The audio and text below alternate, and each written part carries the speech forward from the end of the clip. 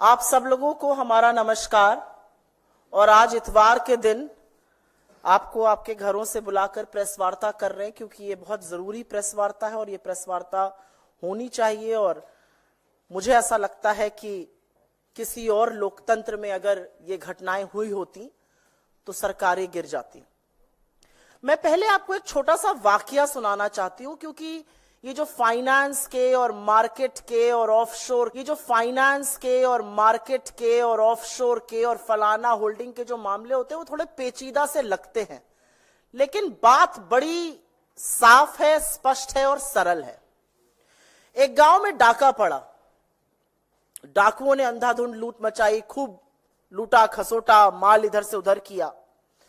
शक था कि लुटेरों के साथ गांव का मुखिया मिला हुआ है, उसकी मिली भगत है। तो लोगों को समझ में नहीं आया वो क्या करें। वो कोतवाल के पास गए। उन्होंने कोतवाल से कहा कि आप जांच कीजिए। तो कोतवाल आनाकानी करने लगा। कोतवाल कभी इधर की बात करे, कभी उधर की बात करे, कहे कुछ सबूत नहीं मिल रहा है। कोतवाल बगले झांकता था। लोग परेशान हो गए। फिर एक दिन सुबह सुबह पता चला कि लूट का माल तो कोतवाल के घर भी जा रहा था। तो एक मुहावरा हमारी तरफ कहा जाता है, जब सैया भय कोतवाल तो डर काहे का। और ऐसी ही कुछ कहानी अडानी महाघोटाले की भी प्रतीत होती है। अडानी महाघोटाला सामने आया, ऑफशोर फंडिंग का मामला सामने आया, स्टॉक मैनिपुलेशन के चार्जेस लगे।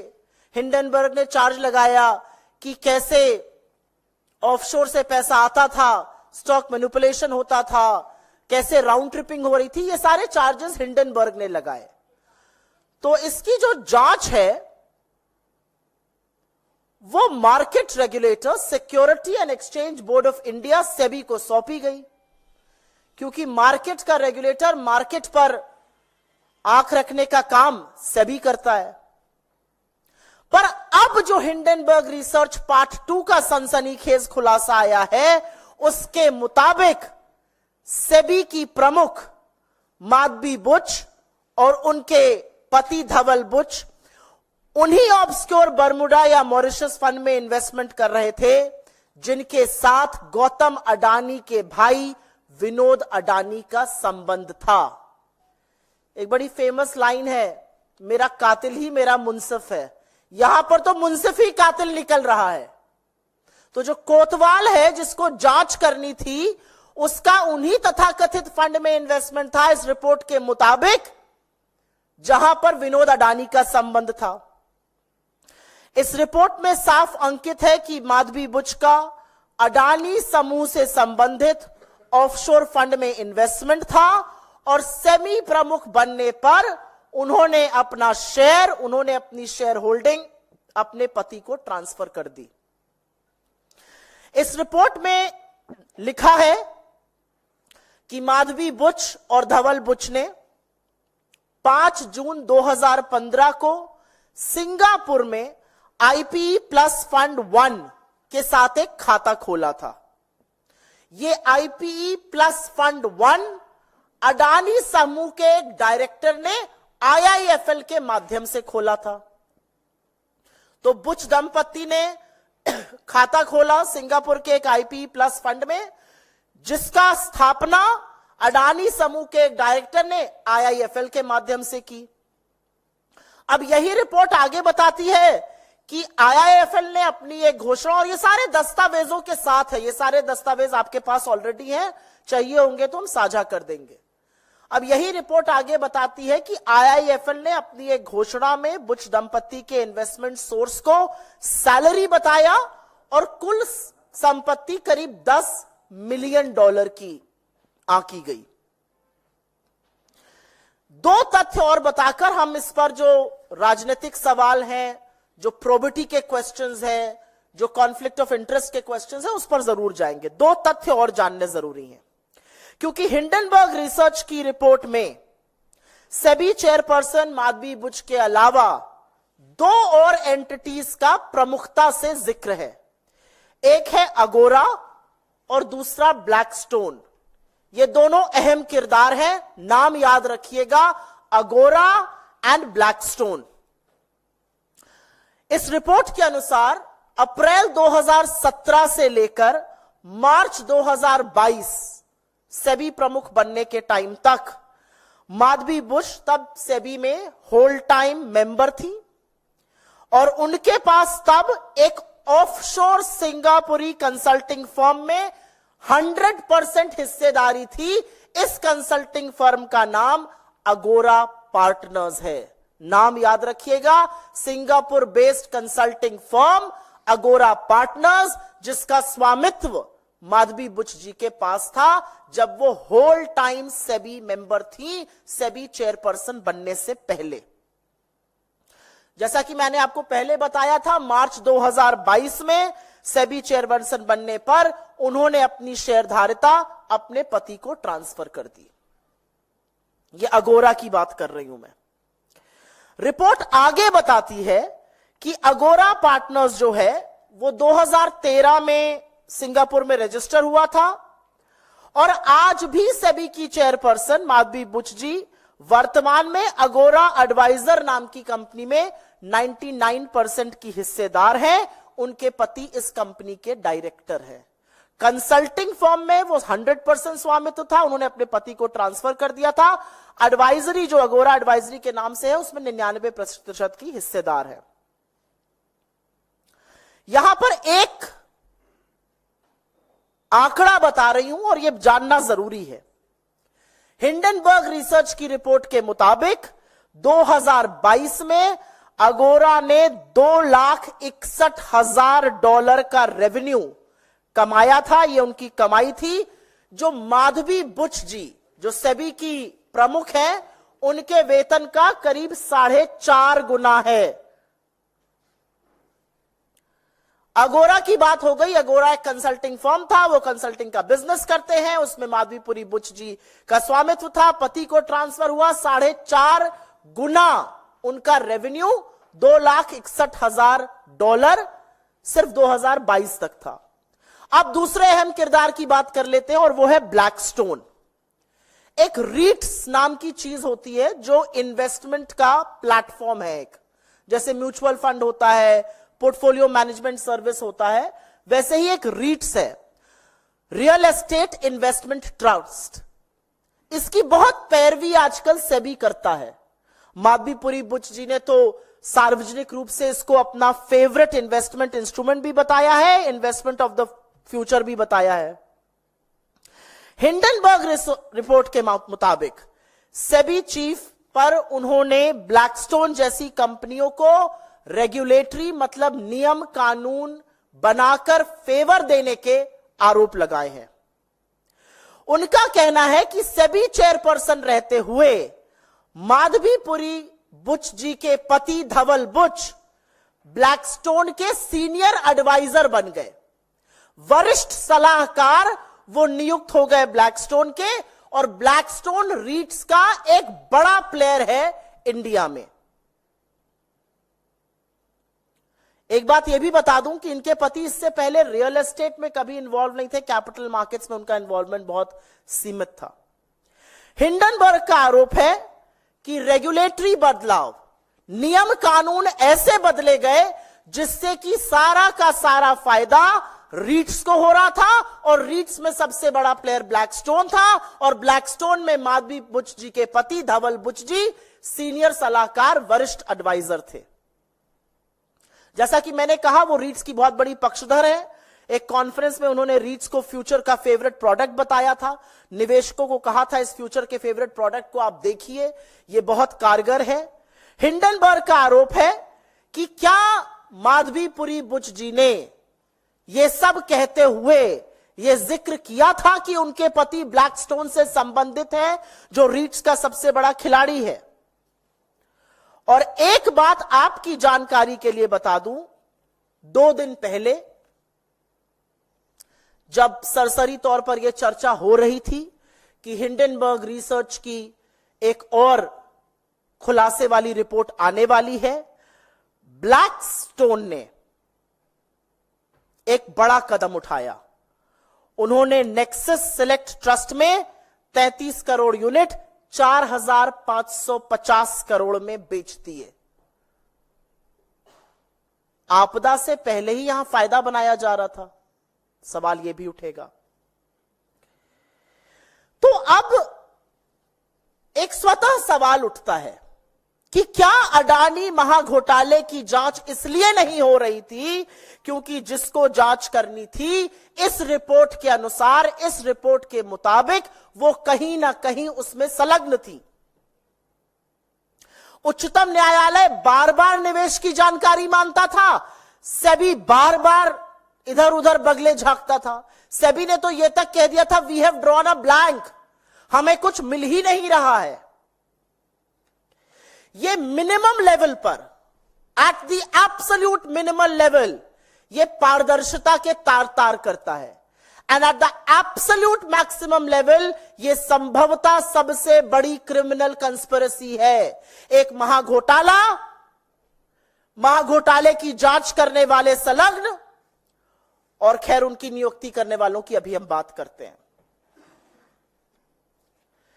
एक बात और साफ है कि इस पूरे खुलासे ने सेबी चीफ, इस देश की सरकार और इस देश के प्रधानमंत्री नरेंद्र मोदी की इंटेग्रिटी को तार तार करके रख दिया है।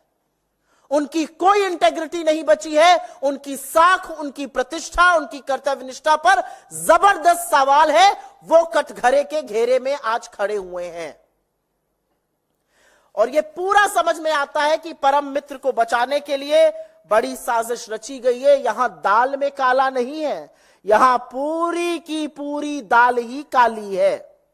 और इससे पहले कि बीजेपी, और वो कर रही है, नाम अडानी का आ रहा है, नाम सेबी का आ रहा है, नाम माधवी बुच का आ रहा है, नाम ब्लैकस्टोन का आ रहा है। बीजेपी को क्या तकलीफ है? वो काहे दंगल में, अखाड़े में उतरकर बचाव पे आ गए? ये कौन सा तिनका है? क्योंकि दाढ़ी में तिनका तो है और उसका खुलासा भी हम करेंगे। तो इससे पहले कि बीजेपी कहे कि हिंडनबर्ग रिसर्च जो है वो देश विरोधी है, वो अंतरराष्ट्रीय साजिश रच रही है देश के खिलाफ, यहां पर बताना जरूरी है कि लोकतंत्र में सरकार को जवाबदेह बनाने के लिए, ईमानदार बनाने के लिए और सुनिश्चित करने के लिए कि देश के कानून का पालन हो, इसके लिए विपक्ष प्रतिबद्ध है। पिछले 10 सालों में इस देश के कानून अप्रत्याशित तरीके से देश के दलितों पर, आदिवासियों पर, पिछड़ों पर, माइनॉरिटीज पर, ऑपोजिशन पर लगे हैं, लेकिन धन्ना सेठों पर, रसूख वाले लोगों पर, सत्ताधीशों पर इन कानून का कोई इंपैक्ट नहीं है, कोई इफेक्ट नहीं है। और इसलिए कुछ बहुत जरूरी सवाल है। सवाल सबसे पहले सेबी चीफ माधवी बुच जी से है। पहला सवाल यह है कि क्या आपने 2015 में ग्लोबल डेवलपमेंट अपॉर्चुनिटी फंड का हिस्सा बनकर IPE प्लस फंड 1 में निवेश किया था, जो गौतम अडानी के भाई विनोद अडानी से भी संबंधित है?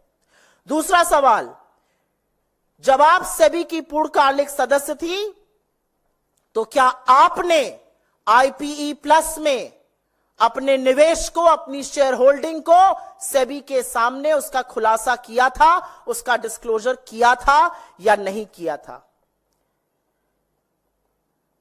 क्या आप यह बता पाएंगी कि अडानी एंटरप्राइजेज और उनके पूर्व निर्देशक Anil Ahuja IPE plus fund से किस तरह से संबंधित थे? उन्होंने IIFL के साथ इस फंड की स्थापना कैसे की थी? क्या आप यह बता पाएंगी कि जब आप सेबी की पूर्णकालिक निदेशक थी तो क्या आपने सिंगापुर में एगोरा पार्टनर्स या भारत में एगोरा पार्टनर्स में हिस्सेदारी, शेयर आपके थे या नहीं थे? क्या आपने इसका डिस्क्लोजर सेबी को किया था? क्या आपने इस शेयर होल्डिंग के माध्यम से पैसा कमाया है? क्या आपकी रेवेन्यू स्ट्रीम आई है? किन संस्थाओं ने इस कंसल्टिंग फर्म एगोरा को बिजनेस दिया? क्या आप ये बता सकती हैं? क्योंकि एक वक्त में आपके पास पूरा इसका स्वामित्व था रिपोर्ट के अनुसार। क्या आपने 2022 में एगोरा में अपना स्वामित्व, अपनी शेयर होल्डिंग अपने पति को ट्रांसफर की थी, जैसा कि यह रिपोर्ट कह रही है? वो कौन सी संस्थाएं हैं जो आज भी एगोरा को कंसल्टिंग फर्म, कंसल्टिंग का बिजनेस दे रही हैं? वो भारत की कौन सी कंपनीज हैं? क्योंकि सेबी चीफ रहते हुए यह डिस्क्लोजर करना भी जरूरी है। क्या आपने सेबी को सूचित किया था कि आपके पति ब्लैकस्टोन से अब संबंधित है, जो रीट्स में एक बहुत बड़ा खिलाड़ी है? आपने या सेबी के किसी समूह ने या सेबी की किसी मीटिंग ने ब्लैकस्टोन से अकेले, अडानी ग्रुप से अकेले या किसी ऐसी कंपनीज के साथ मीटिंग की है जिनका ब्लैकस्टोन और अडानी से लेना देना है?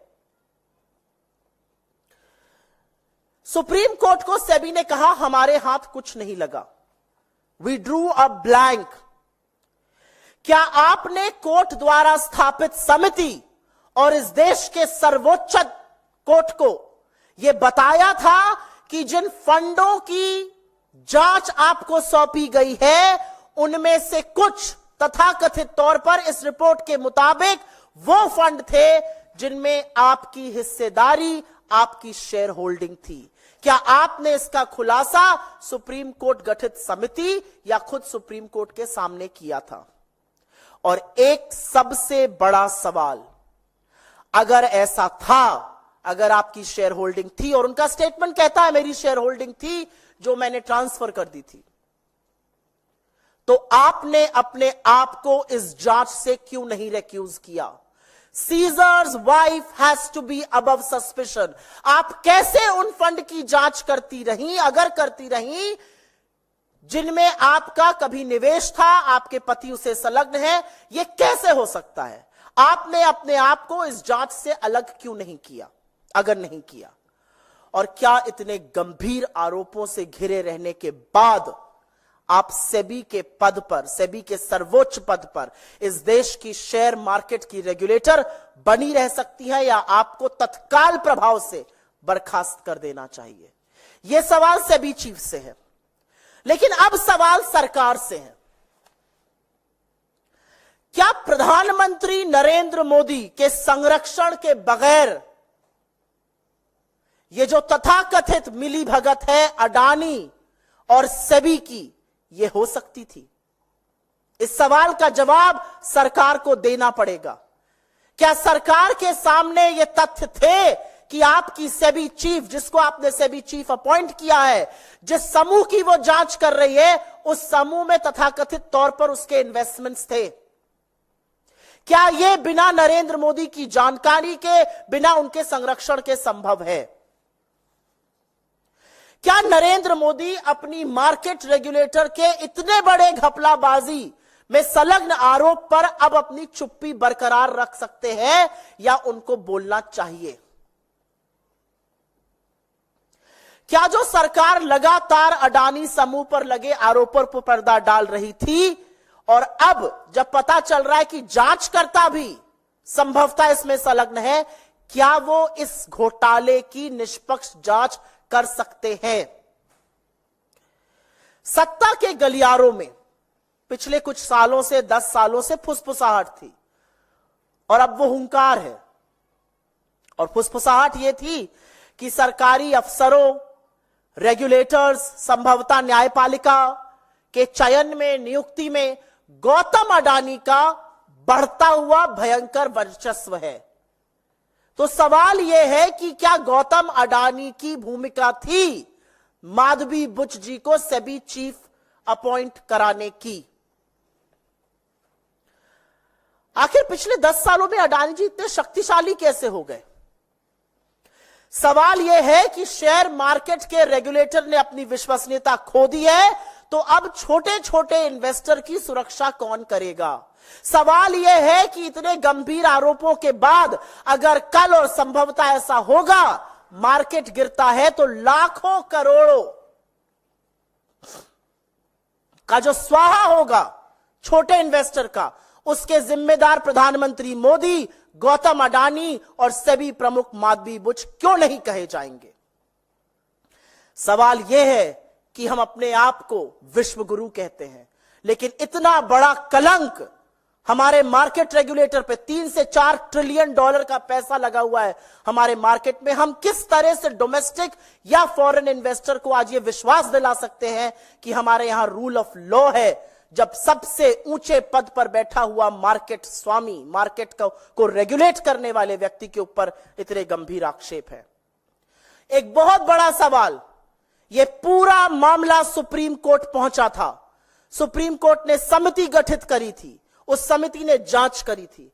आज सवाल यह है कि क्या उस समिति के सामने, क्या उच्चतम न्यायालय के सामने, the highest constitutional court of the country, Hindenburg research में जो चौंकाने वाले आक्षेप, जो चौंकाने वाले तथ्य, जो चौंकाने वाले आरोप, जो गंभीर आरोप सामने आए हैं, जो कॉन्फ्लिक्ट ऑफ इंटरेस्ट सामने आया है, जो शेयरों का स्वामित्व सामने आया है, क्या इसके बारे में सुप्रीम कोर्ट को अवगत कराया गया था या सुप्रीम कोर्ट को भी बाकी देश की तरह अंधेरे में रखा गया? असलियत यह है कि यह हमारे संस्थानों की विश्वसनीयता पर बहुत बड़ा सवाल उठाता है, और असलियत यह भी है कि इतने गंभीर आक्षेप लगने के बाद हम उच्चतम न्यायालय से, the highest court in the country, the highest constitutional court in the country से अपील करते हैं कि वो स्वतः संज्ञान लें, इस मामले की जांच करें, क्योंकि ये भारत की फाइनेंशियल व्यवस्था पर सवाल खड़े कर रहा है।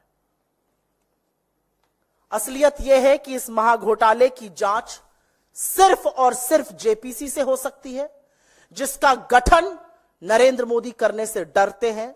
लेकिन कब तक डरिएगा आप और कब तक बचाइएगा अडानी को, क्योंकि महाघोटाला इतना बड़ा है, उसके डंक इतनी दूर दूर तक फैले हुए हैं कि अंततोगत्वा एक ना एक दिन आप लोग पकड़े जाएंगे।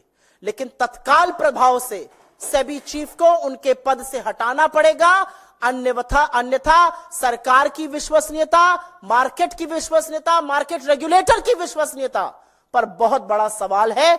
और सबसे बड़ा कहर छोटे छोटे जो निवेशक हैं वो उन पर बरपेगा जब इसका नेगेटिव प्रभाव हमारे मार्केट पे पड़ेगा। आई थिंक मैंने मोटे तौर पर हिंदी में जो बोलना था बोल दिया है, बट मैं अंग्रेजी में सिर्फ 2 मिनट में थोड़ी सी बातें कहना चाहती हूं। There are absolutely serious allegations that have been raised in the Hindenburg Research report on the role of the market regulator, on the shareholding of Madhvi Buch and her husband, on how allegedly she was investing in funds which were connected, offshore funds which were connected to Gautam Adani's brother Vinod Adani. There is an entire series of events that the Hindenburg Research outlines. One Agora consulting firm has come to fore, how she owned that firm, that got a lot of business in India, how she, when she became a SEBI chief, she transferred the ownership to her husband. Blackstone, where her husband is a senior advisor, it's a big player in REITs. She talks about REITs. So the conflict of interest from her investment in offshore funds, according to the report, her consulting firm Agora, according to the report Blackstone, the conflict of interest is so huge and so glaring that nobody can turn a blind eye anymore. And which is why questions will be raised on should Madhvi Puri Buch continue as India's market regulator. In one stroke, this research report completely undermines the credibility of the regulator. It tears to pieces the integrity of India's Prime Minister. It tears to pieces how Caesar's wife should be above suspicion. There are various questions that we have of India's regulator. There are also various questions that we have of the government. Did she invest in the IPE Plus Fund 1 in 2015, a fund that was connected to Vinod Adani? When did she cease to have a stake there?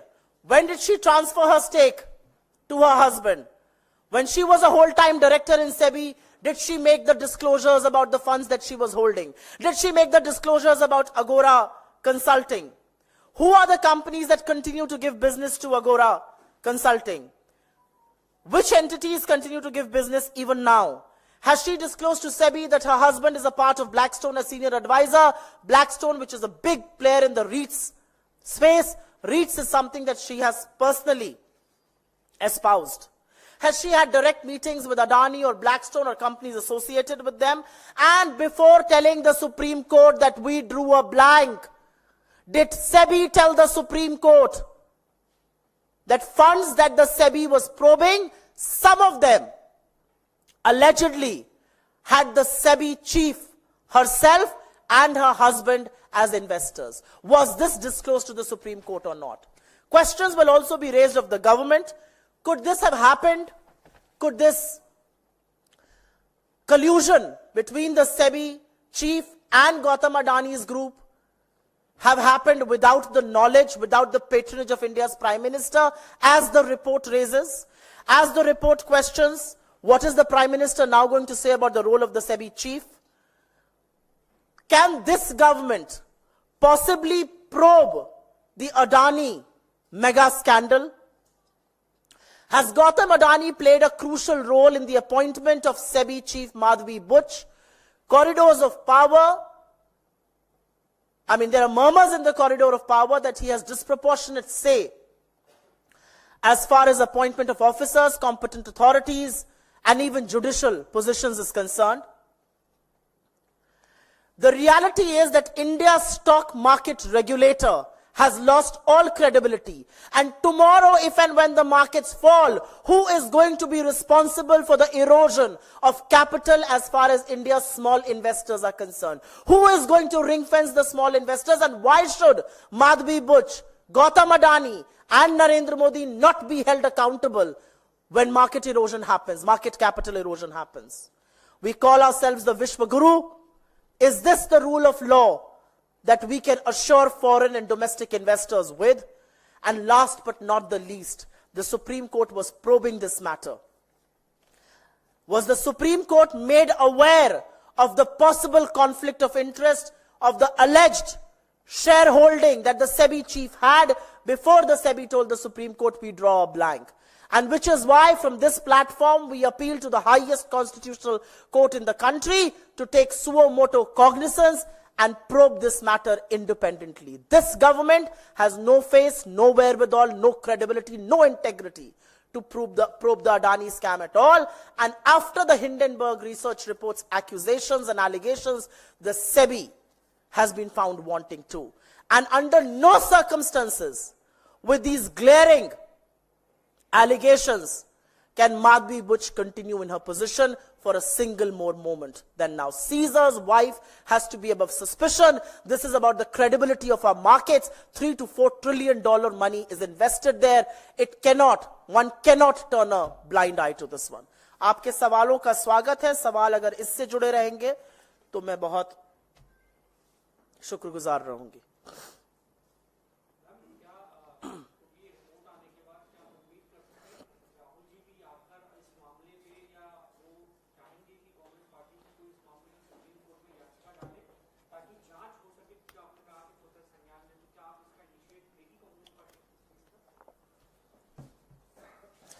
Rahul ji एक अकेले व्यक्ति हैं जिन्होंने लगातार अडानी महाघोटाले पर सवाल उठाए हैं, विपक्ष ने भी उठाए हैं, और उन्होंने लगातार सवाल पूछा है ये 20,000 करोड़ रुपए किसके हैं और अडानी और मोदी का रिश्ता क्या कहलाता है. और उन्हीं सवालों में आपके सवाल का जवाब छुपा है जो राहुल जी के सवाल है. राहुल जी का सवाल है अडानी मोदी का रिश्ता क्या है, और बिना वो रिश्ता प्रगाढ़ हुए ऐसा हो नहीं सकता कि अगर हिंडनबर्ग रिसर्च रिपोर्ट के जो एक्यूजेशंस हैं, जो आक्षेप है कि सेबी की प्रमुख का इतना बड़ा कॉन्फ्लिक्ट ऑफ इंटरेस्ट था, जिन फंड की वो जांच कर रही थी, जिस अडानी की वो जांच कर रही थी, एलिगेशन है रिपोर्ट के मुताबिक वो उन्हीं फंड में इन्वेस्टेड थी. इतना बड़ा कॉन्फ्लिक्ट ऑफ इंटरेस्ट शायद इससे पहले कभी नहीं था.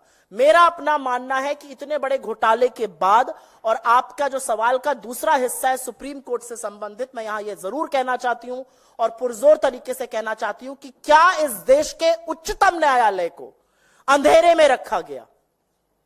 क्या उनसे बातें छुपाई गई?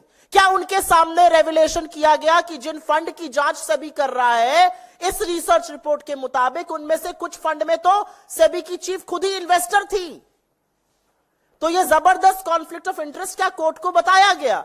और अगर नहीं बताया गया तो हमारी अपील है कि सुप्रीम कोर्ट ऑफ इंडिया, देश का उच्चतम न्यायालय, इस मामले का पुनः संज्ञान ले, स्वतः संज्ञान ले और इसकी जांच करे, क्योंकि यह कोर्ट को बरगलाने का भी एक बहुत बड़ा मामला है। जी,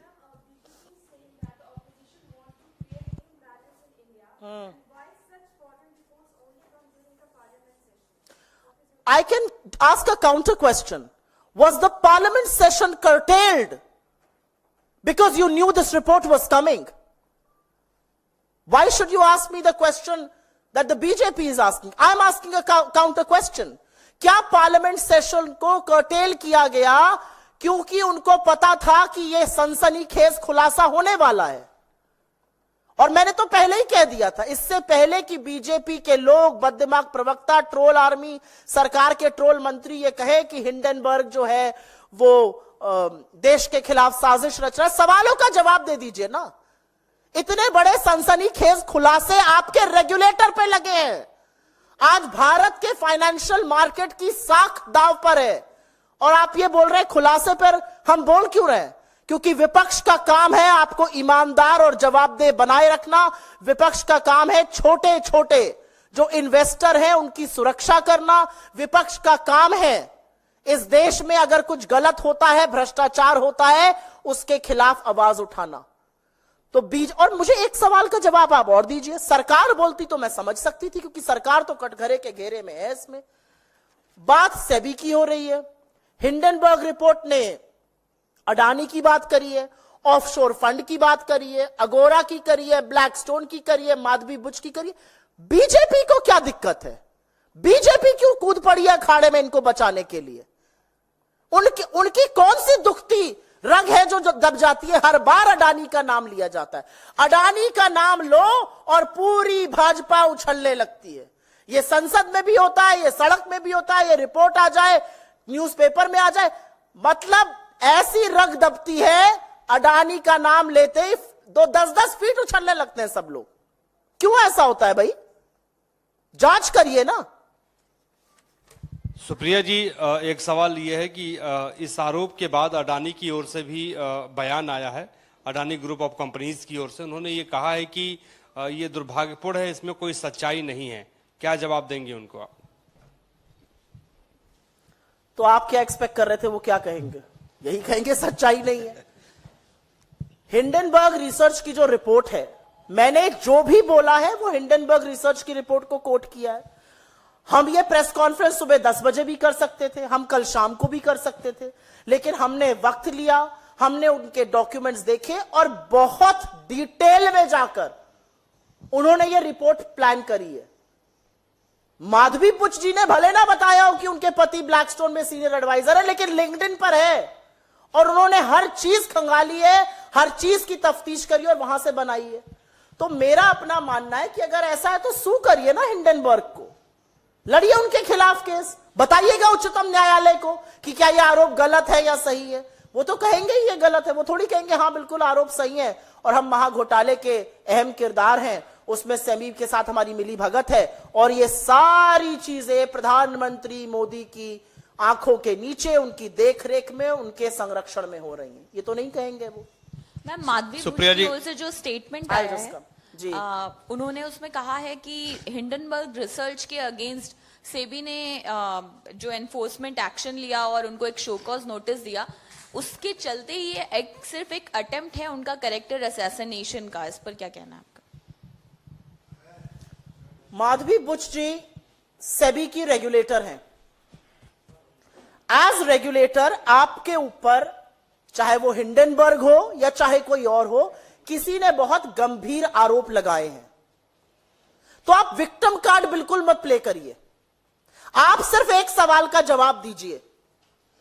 वो ये तो मान रही हैं अपने स्टेटमेंट में कि उनकी शेयर होल्डिंग थी और उन्होंने ट्रांसफर कर दी थी। क्या आपने इसका डिस्क्लोजर सेबी को और क्या आपने इसका डिस्क्लोजर जांच करते वक्त उच्चतम न्यायालय के सामने दिया था या नहीं दिया था। दूध का दूध और पानी का पानी होगा यहां पे। आप रीट्स के बारे में बड़ी बड़ी कॉन्फ्रेंस में जाती थी, क्या आप वहां जाके बताती थी कि आपके हस्बैंड ब्लैकस्टोन के हिस्से ब्लैकस्टोन से संलग्न है, जो रीट्स की सबसे बड़ी प्लेयर है?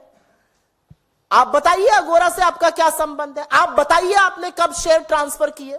आप बताइए कि क्या आपका आईएएस आईपीई प्लस फंड में इन्वेस्टमेंट था कि नहीं था? जब आरोप लगता है तो यह कह देना क्योंकि हम जांच करते। चलिए मान लेते हैं आप जांच कर रही थी, आपके ऊपर आरोप लग गया। क्या आपने, जब आप मान रही हैं कि आपके पास शेयर थे, क्या आपने इस बात का खुलासा उच्चतम न्यायालय के सामने किया या नहीं किया? आपने अपने आप को रिक्यूज क्यों नहीं किया? आपने क्यों नहीं यह कहा कि क्योंकि मेरी शेयर होल्डिंग थी इस ग्रुप में या इस ग्रुप से संबंधित किसी चीज में जो कि रिपोर्ट कहती है, मैं जांच नहीं करूंगी? Should Caesar's wife be above suspicion or not? Should India's market regulator be above board, above suspicion or not is the question. सवाल इस बात का है। एक बात का जवाब दीजिए, क्या आपने इस देश के उच्चतम न्यायालय को बताया था कि आपकी ये शेयर होल्डिंग थी या नहीं थी? और क्या आपका फिर इस जांच में बने रहना सही था या नहीं था? जी सुप्रिया जी, आपने एक निष्पक्ष जांच की भी बात कही है, तो जो हिडनबर्ग की जो ताजा रिपोर्ट है, इसमें माधवी बुच के अलावा सरकार या बीजेपी की मिलीभगत की भी बात कही गई है? सरकार की मिलीभगत की बात का सवाल इसलिए उठता है, सरकार एक मार्केट रेगुलेटर अपॉइंट करती है, आप तमाम बैकग्राउंड चेक्स करते हैं, आप तमाम डिस्क्लोजर्स देखते हैं। सरकार के सामने एक सवाल आया कि आप अडानी महाघोटाले की जांच कराइए, तो मोदी जी खुद तो करेंगे नहीं, मार्केट रेगुलेटर जो अपॉइंट किया गया सरकार द्वारा, इंडिपेंडेंट रेगुलेटर है, वो करेगा। अब पता चल रहा है कि इंडिपेंडेंट रेगुलेटर इस रिपोर्ट के मुताबिक उनका कुछ संलग्न है, उनकी कुछ शेयर होल्डिंग में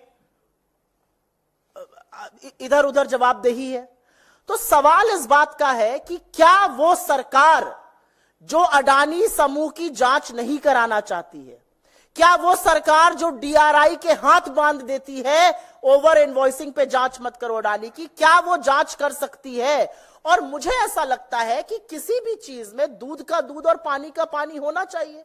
जेपीसी गठित करिए और इस जेपीसी से कहिए वो जांच करे, उसमें हर दल के लोग रहेंगे, हर दल के लोग प्रमुखता से बात उठाएंगे, खरे सवाल पूछेंगे। क्यों डरती है सरकार? इस देश में क्या पहले कभी जेपीसी गठित नहीं हुई है? हुई है गठित, लेकिन अडानी जी का नाम सुनते ही आपने सदन में कार्रवाई देखी, किसी का नाम ले लो, अरे मोदी जी का भी नाम ले लो तो शांति से बैठे रहते हैं, अडानी का नाम लेते ही स्प्रिंग लग जाती है, उछल कूद, हर मंत्री उछलने लगता है। भाई क्यों? ऐसी कौन सी दुखती लग है आपकी जो दब जाती है नस? इसीलिए अडानी महाघोटाले की जांच सुप्रीम कोर्ट अपने तत्वावधान में या तो कराए या इस पर जेपीसी गठित हो। लेकिन यह बहुत बड़ा मामला है कि सुप्रीम कोर्ट ने एक जांच समिति गठित करी थी, क्या उसको अंधेरे में रखा गया या उसको सारे सच से अवगत कराया गया? आज इस बात पर भी सवाल है। नहीं, इस पे और कोई सवाल है क्या? सुप्रीम कोर्ट को इसका with no delay, the Supreme Court has to take suo motu cognizance, because the Supreme Court was probing this matter. It was being probed. It had set up a committee.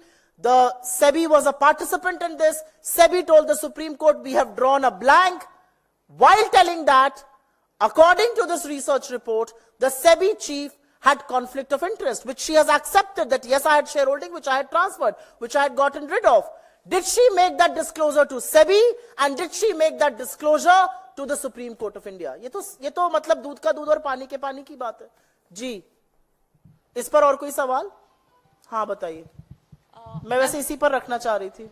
Bangladesh से जुड़ा हुआ है, वहां की सेना ने मैं चाहती हूं कि आप प्रेस कॉन्फ्रेंस आज इसी पे रखिए, ये बहुत बड़ा मुद्दा है। एक विशेष प्रेस कॉन्फ्रेंस कर रहे हैं, आपको घरों से हमने संडे को बुलाया है, तो इससे हम इधर उधर ना हो तो वो अच्छा रहेगा। बहुत शुक्रिया आपका।